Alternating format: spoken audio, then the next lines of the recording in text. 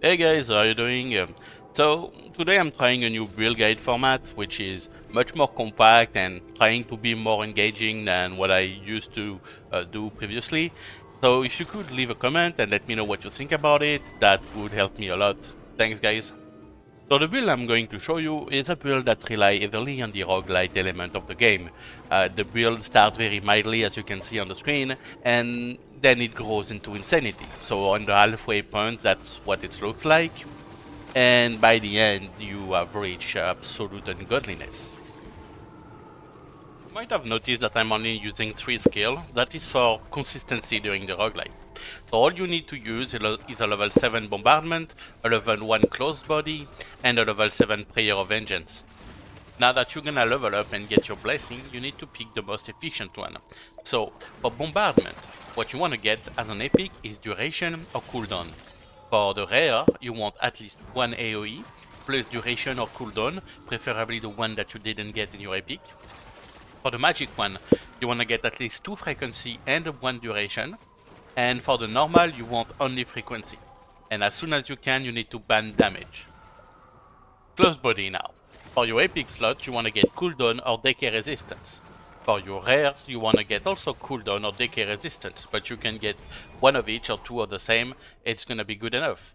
For your magic slot, you want to get conviction gain, and for your normal slot, you also want to get only conviction gain. As soon as you can, you need to ban damage and AoE. So Prayer of Vengeance is a little bit different. For every different rarity, it's the same rule. You first get your crit chance high enough, around 80%, and then you switch to crit damage.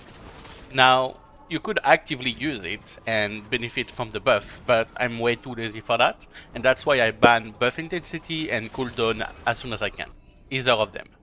Now the reason why we are making these choices is because of our relic combo, Holy Water and Written Promises. Holy Water transforms a potion into a huge source of conviction, reaching millions of conviction, and then Written Promises transform these into damage, giving us enough damage to reach billion of damage per hit on the first floor of the run.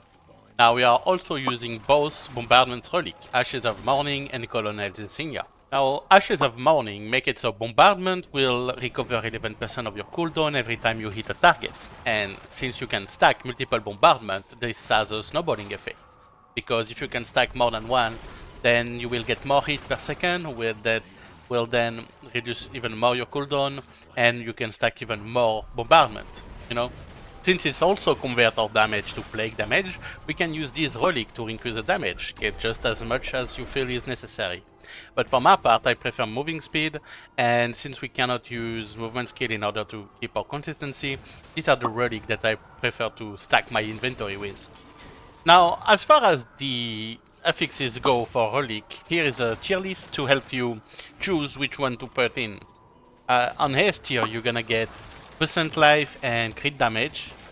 On A tier, you're gonna get crit chance, life, conviction gain, and plague damage.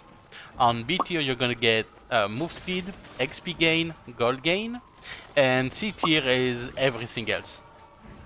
Now you need to understand that life is very important, and since we're using holy water, more life means more conviction, which means more damage, and that's why I'm still using Wheel of Death, even though I'm not using Shadow Dash, because the life roll on it are really good. Now, gearing yourself is very easy. All you need is base damage, crit chance, life, and cooldown recovery. That's it. That's your priority. Now take a look at what the tree looks like.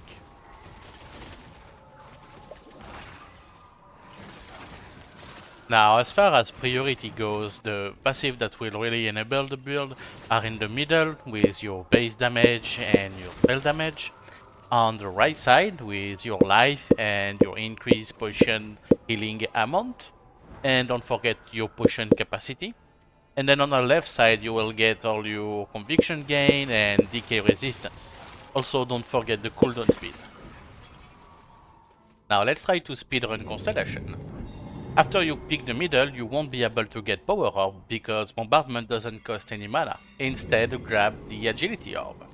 Then 3 points into the crit damage, Then fill up the Deer constellation in order to unlock the Oxumare, which will give us a little bit of cooldown speed, as well as this node, which is very important. Every time we get an agility orb, then we shave 1 second flat out of every cooldown that we have, which means we will be able to stack even more bombardment and get further into insanity. Now, once that's done, just 4 points over here to get the conviction, and 3 points over here to get the cooldown spin and a little bit of spell damage. Then 5 points over here in order to get the cooldown and the vacuum mod, which is so good.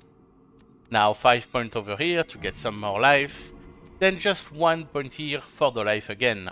And the last final point will go at the top in order to get an additional agility orb, more movement speed, and more chance to get an agility orb every time we hit an enemy. And then you follow all of that, and boom, after a few floors like this, floor 7, that's what the build looks like. It feels amazing to play, you just can't stop running around with it. Oh, and one last thing, what to do with your gold.